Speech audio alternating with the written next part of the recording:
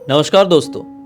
Bloody सत्य के आज के इस एपिसोड में मैं आप सभी लोगों के सामने एक ऐसी शैतानी शक्ति की सच्ची घटना की सच्ची कहानी लेकर आ गया हूं जिसको कहा जाता है कि उसका नाम सुनने मात्र से ही किसी की भी जिंदगी में मनुष्यत छा जाती है।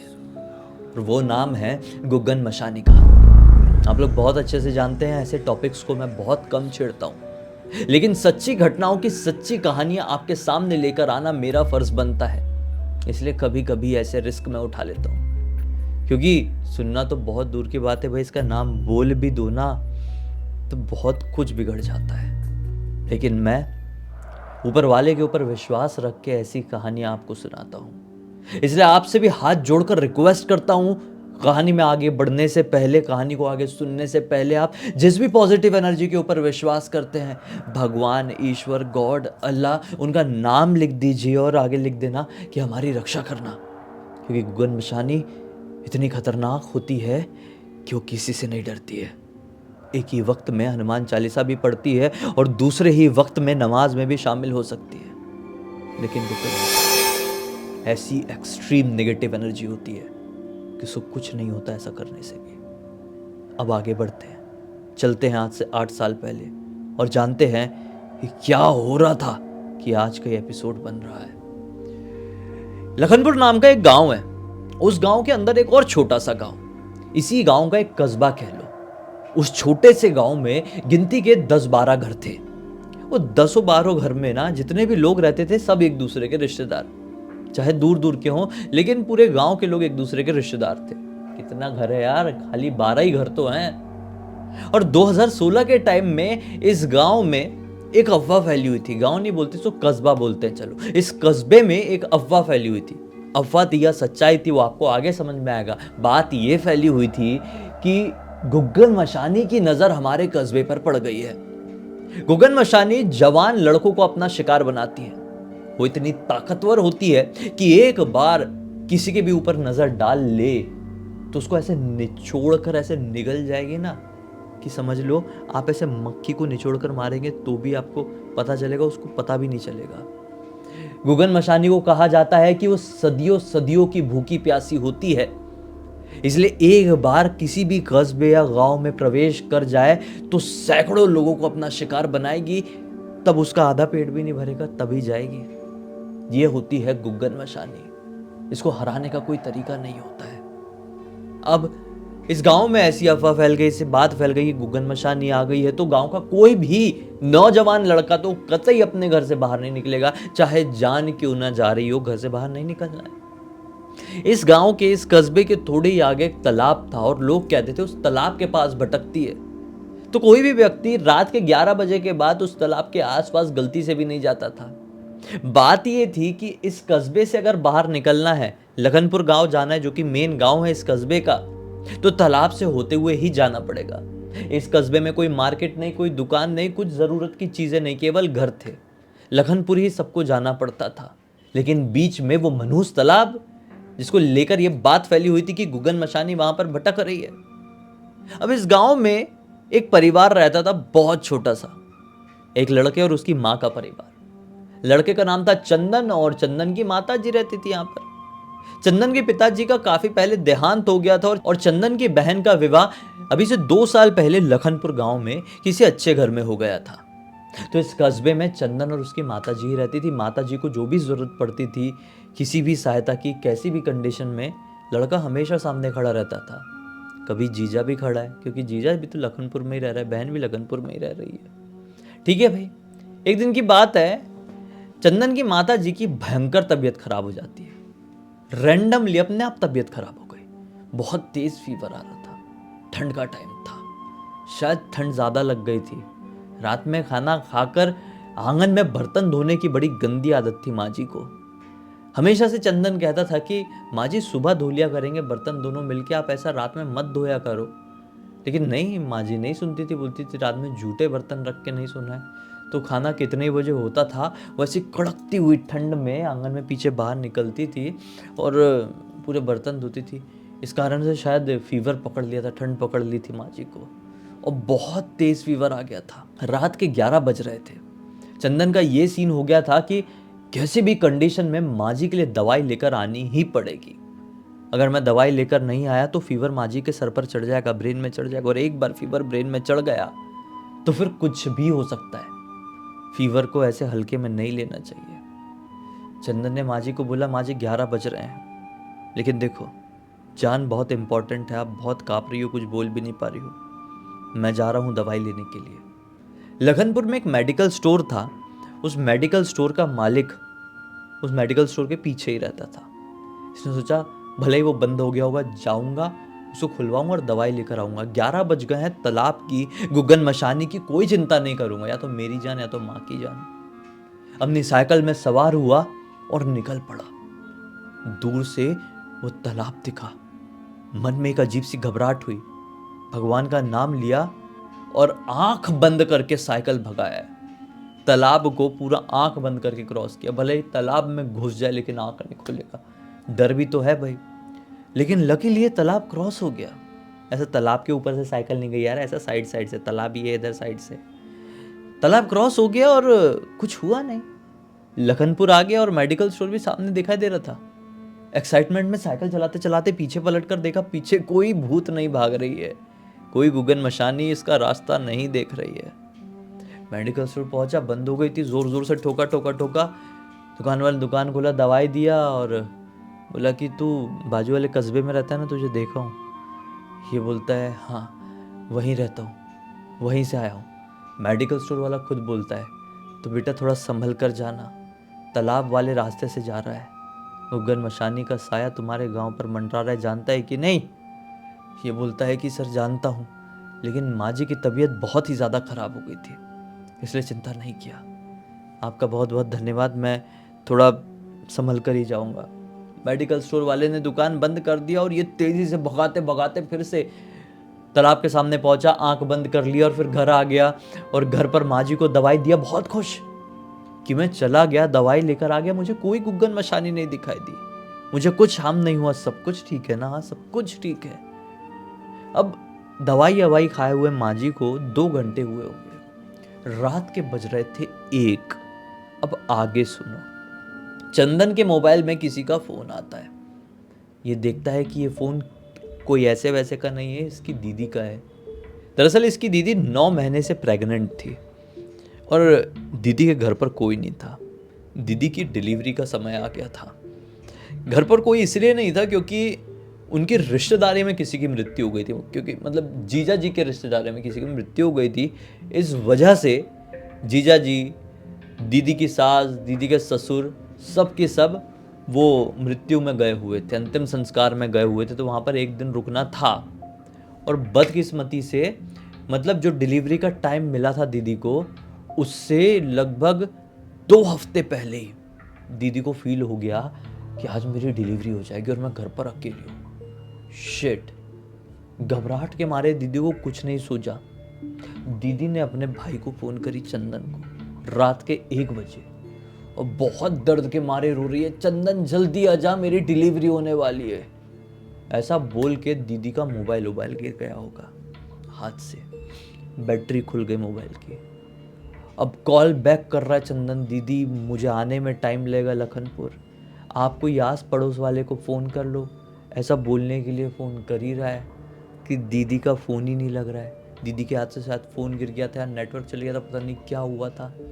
दीदी की भी चिंता, रात के 1 भी बज रहे हैं, मम्मी की भी खतरनाक तरीके से तबीयत खराब है, गुग्गन मशानी भी बाहर भटक रही होगी। एक बार बख्शती है, दूसरी बार बख्शेगी कि नहीं पता नहीं, लेकिन बहन बचाना है। बहन को कुछ हो गया तो, बहन के होने वाले कुछ बच्चे को कुछ हो गया तो, इसने बोला भाड़ में जाए दुनियादारी, साइकिल से नहीं जाता हूँ, दौड़ते हुए जाता हूँ साइकिल से, साला डर लगता है, आँख बंद करके चलाता हूँ तो तालाब आएगा, आंख बंद करके दौड़ लगा दूंगा, कुछ नहीं होगा। ये फिर से भगवान का नाम लेकर घर से बाहर निकला और जल्दी जल्दी चल के तालाब तक पहुंचा। ये आंख बंद किया और भयंकर तेज दौड़ा है, तालाब क्रॉस, कोई गुग्गन मशानी का कुछ फील नहीं। दीदी के घर पर पहुंच गया, दीदी को फटाफट हॉस्पिटल लेकर गया बाजू वाले। दीदी घर पे ही बैठे हुए, दीदी के हाथ से मोबाइल फिसल गया था, मोबाइल फिर ऑन नहीं हो रहा था, तो दीदी भी उठ के नहीं जा पाई थी बाजू वाले के घर के तक। तो चंदन ही बाजू वाले के घर पर गया, बोला कि दीदी की डिलीवरी होने वाली है, आप चलिए, मुझे मदद कीजिए, हॉस्पिटल लेकर चलना है दीदी को। तो हॉस्पिटल लेकर गए हैं दीदी को, और फिर जीजा जी को भी फ़ोन लगा दिया और जीजा जी भी आ गए। सब कुछ हॉस्पिटल में सेटल हो गया। डॉक्टर ने बोले कि अब डिलीवरी कभी भी हो सकती है। चलो अच्छा है। जिया जी ने चंदन का बहुत शुक्रिया अदा किया कि अच्छा हुआ भाई तू आ गया, वरना तेरी दीदी को क्या हो गया होता क्या नहीं पता नहीं, सब कुछ ठीक से होता कि नहीं, तू आराम से तो आ गया। चंदन ने बोला हाँ हाँ मैं आराम से आ गया, पैदल ही आया हूँ, कुछ प्रॉब्लम नहीं हुई। चल अच्छा है। बोले बैठ, अभी डिलीवरी के बाद ही जाना गुड न्यूज़ लेकर सीधे मम्मी के पास। ये भी खुश हो गया, बैठ गया वहाँ पे हॉस्पिटल में, इंतज़ार करने लगा कि दीदी की डिलीवरी होगी। लेकिन कट टू, फिर से चंदन का फ़ोन बजता है और इस बार फ़ोन चंदन की माँ ने करी है। और माँ ऐसी गहरी गहरी सांसें लेकर बोल रही है, बेटा चंदन जल्दी आ, मुझे बहुत ज़्यादा चक्कर आ रहे हैं, बेटा चंदन जल्दी आ।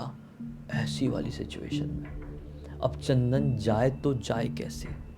हॉस्पिटल में केवल जीजा जी हैं, जीजा जी के माता पिता हैं, पड़ोसी अड़ोसी लोग जा चुके और चंदन है और दीदी तो अंदर है।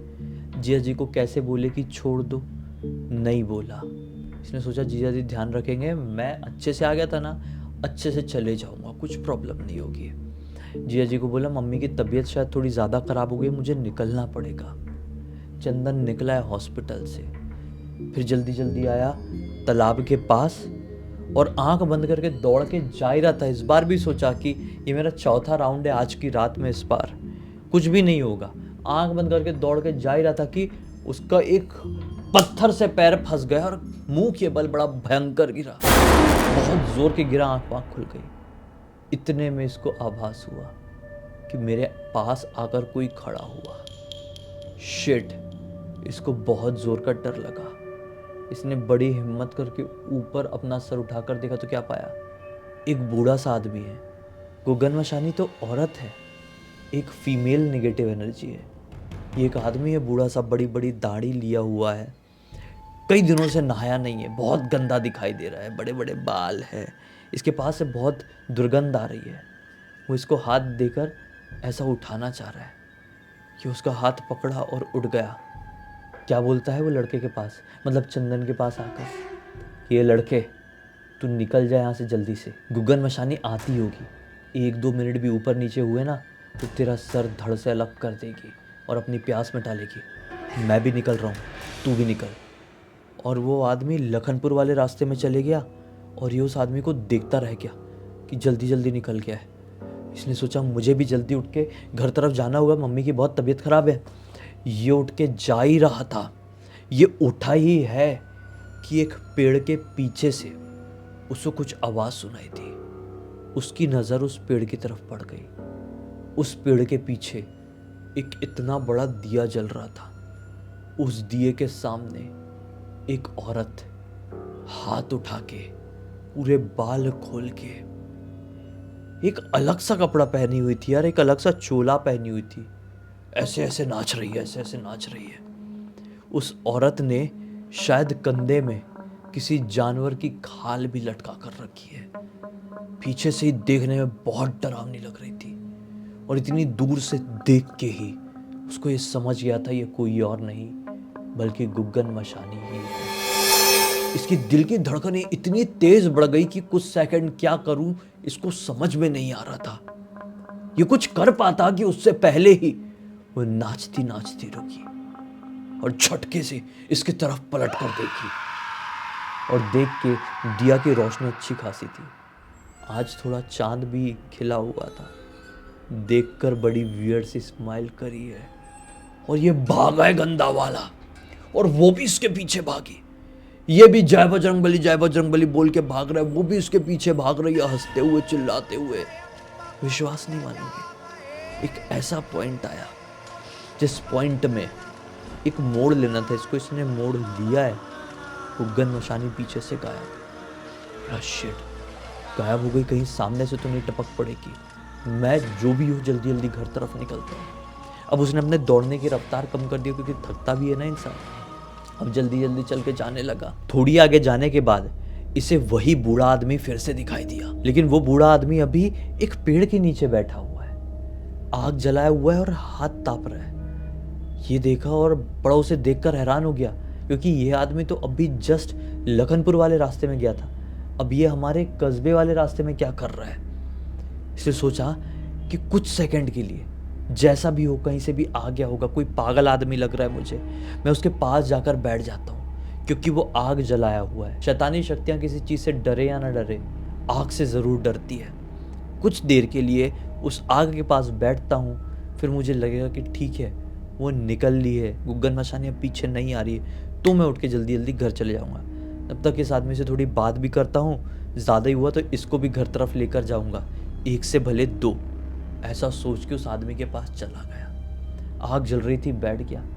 आदमी भी इसे देखकर मुस्कुराया, बोला कि गया नहीं तू घर, अभी तक यहाँ पर अटका हुआ है, गुग्गन मशानी आ जाएगी तो फिर देख लेना बेटा तेरा क्या हाल होगा। पागल जैसे ही बात कर रहा था। तो ये बोलता है कि तुम भी तो नहीं गए, लखनपुर तरफ जा रहे थे ना, फिर यहाँ पर वापस कैसे आ गए, कहाँ से आ गए, आग जलाकर यहाँ पर क्यों बैठे हो, मुझे मारकर खा सकती है तो तुम्हें भी तो खा सकती है। बूढ़ा आदमी हंसते हुए कहता है लगता है तूने गुग्गन मशानी के किस्से नहीं सुना है। नौजवान लड़कों को अपना शिकार बनाती है, खूबसूरत, मुझ जैसे को देखकर वो क्या ही शिकार बनाने के लिए आएगी, मुझे देख के उसे घिना जाएगी। गुग्गन मशानी से बचने के लिए ही ना जाने कितने समय से मैं नहाया नहीं हूँ, कपड़े नहीं बदला हूँ, खुद को साफ नहीं किया हूँ। गुग्गन मशानी मेरा कुछ नहीं बिगाड़ती है।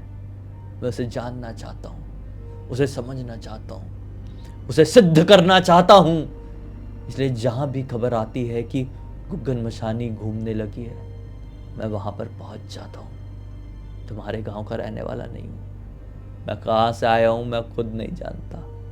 घूमते घूमते ना जाने कितने साल हो गए, लेकिन गुग्गन मशानी मेरे पकड़ नहीं आती है।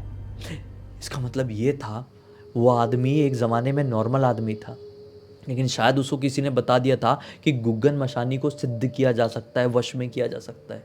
तो उसको वश में करने के चक्कर में ना जाने कहाँ कहाँ घूम रहा है, ना जाने कितने सालों से नहाया नहीं है, ना जाने कितने सालों से उसने कपड़े नहीं बदला है, ना जाने कब से बाल नहीं काटा है, दाढ़ी नहीं काटा है, क्योंकि उसको ये मालूम है कि गुग्गन मशानी खूबसूरत नौजवान लड़कों को अपना शिकार बनाती है। ये चंदन उस आदमी की बातें सुन सुन के हैरान हो गया। बोला क्या बात कर रहे हो, आप सही में उसको वश में कर लोगे? हाँ बोला, मैं तो वश में करूँगा ही, और ये जब तक आग जल रही है वो हमारे पास भी नहीं आएगी। आदमी का ये बोलना हुआ है कि जुप से एक ठंडी हवा का झोंका आया, इसकी ऐसी की तैसी आग बुझ गई। जो बोनफायर लगाकर बैठा था ना, हाथ ताप रहा था ना, जुप से वो हवा आई और बुझ गई। और चंदन तो डर के मारे चीख दिया। पता नहीं यार बिजली की रफ्तार से कहाँ से कूद गया है पीछे से गुग्गन मशानी, और ऐसे बड़े बड़े नाखून से ऐसा गला चीर के उसका अंदर का पूरा मसाला बाहर निकाल दी, और ऐसा खाई है ना उसको, बाप रे। लिटरली पीछे से आकर वो जो बुढ़ा आदमी बैठा हुआ था ना, गंदा आदमी, उसका यहाँ से ऐसा उखाड़ दी, पूरा पूरा खाली क्लियर नज़ारा देखा था अपने चंदन ने। उठ के फिर भागे, लेकिन इस बार दिमाग काम नहीं किया कि मैं अपने घर तरफ भागूं। वो लखनपुर वाले रास्ते की तरफ भागने लगा वापस से, वो तालाब वाले रास्ते की तरफ। जब इंसान डर जाता है ना तो कई बार गलतियां हो जाती है हड़बड़ाहट में। जल्दी का काम शैतान का काम होता है, ऐसा बोलते हैं ना। जल्दी जल्दी में भागा, शैतान की गली भागने लगा। बाप रे, थोड़ी आगे जाने के बाद वो रियलाइज़ किया अब मैं नहीं बच पाऊंगा। वो भागता, एक मोड़ आता, वो मोड़ लेता, फिर वो वापस से उसी पॉइंट में पहुंच जाता जिस पॉइंट में वो बोनफायर लगा हुआ था, जिस पॉइंट में वो आदमी उखड़ा हुआ था। फिर वो भागता लखनपुर की तरफ, फिर एक मोड़ आता, इधर आता, मतलब एक तरीके से वो एक लूप में फंस गया था। अब चाहे वो लखनपुर की तरफ भाग रहा था या अपने गांव की तरफ भाग रहा था, घूम फिर के वो उसी आदमी के सामने पहुंच जा रहा है जो फटा पड़ा हुआ है। गुग्गन मशानी उसे फाड़ कर खा ली है। 6-7 बार हो गया, तब उसने नोटिस किया इसकी ऐसी की तैसी 1 मिनट मैं जितनी बार इस आदमी के सामने वापस से आ रहा हूँ, उतनी बार इस आदमी के शरीर का एक एक हिस्सा गायब होता जा रहा है। 6-7 बार हो गए। अब इस आदमी का केवल इतना धड़ और इतना मुंह बचा हुआ है। अगर ऐसा हो गया, एक और चक्कर मार के आऊं और ये पूरा गायब हो जाए, तो फिर गुग्गन मशानी मेरे ऊपर वार करेगी। लेकिन अब मैं कर क्या सकता हूं? मैं फंस गया हूं किसी माया जाल में। कैसे भी करके निकलना तो पड़ेगा।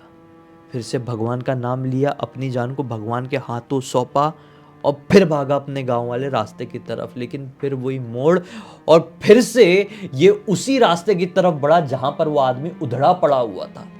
जैसे उस पॉइंट में पहुंचा तो क्या देखता है कि उधड़े पड़े हुए आदमी के पास गुग्गन मशानी बैठी हुई है और अपने मुंह से उसको खा रही है जैसे जानवर किसी चीज को खाएगा। ये उसे देखकर वहां पर बेहोश होने वाला था, डर के मारे कि खुद को संभाला, माँ की याद आई और उसको पीछे दिखाई दे दिया एक पीपल का पेड़।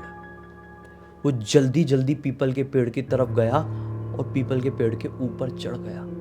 गुग्गन मशानी ने पलटकर उसको नहीं देखी। वो बैठा रहा, बैठा रहा, बैठा रहा। आधे घंटे हो गए।